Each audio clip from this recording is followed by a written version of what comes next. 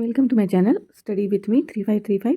तो आज हम इस चैनल पे देखने वाले हैं कि शिक्षण सेवक के 3 साल पूरे होने के बाद में रेगुलर वेतन श्रेणी में मान्यता प्रस्ताव के लिए कौन कौन से कागजात ज़रूरी रहते हैं।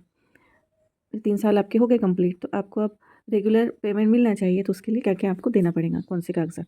तो पहला है शिक्षण सेवक मान्यता प्रपत्र 1, 2, 3 साक्षांकित यानी अटेस्टेड। दूसरा है नियमित वेतन श्रेणी मान्यता बाबत संस्था का ठराव होना रेगुलर पेमेंट के लिए। 3 वर्ष समाधानकारक काम व नियमित वेतन श्रेणीत मान्यता बाबत त्यामध्ये उल्लेख आवश्यक।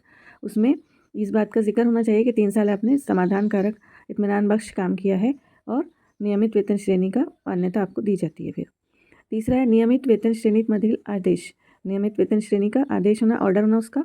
चौथा है मुख्य अध्यापक की सिफारिश होना।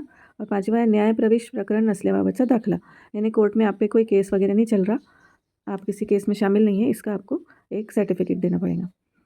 छठा नंबर है नियमित वेतन श्रेणी मधील हजर रिपोर्ट, उसकी हजर रिपोर्ट देना पड़ेगा रेगुलर वेतन श्रेणी की।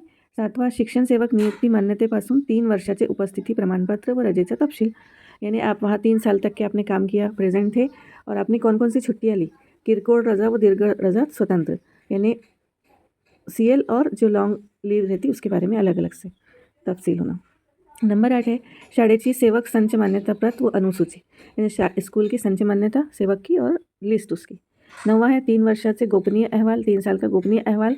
नंबर 10 है उमेदवार मागासवर्गीय असेल तर जात प्रमाणपत्र व पडताळणी प्रमाणपत्र, अगर कैंडिडेट कास्ट में आता है, बैकवर्ड क्लास में, तो कास्ट सर्टिफिकेट और उसी के साथ साथ उसकी वैलिडिटी, पड़ताड़नी जिसे कहते हैं, इसकी भी ज़रूरत पड़ती है। तो ये सारी चीज़ें आपको देना पड़ेगा नियमित वेतन श्रेणी के लिए, यानी आपका शिक्षण सेवक पूरा हो गया उसके बाद आपको ये देना पड़ेगा।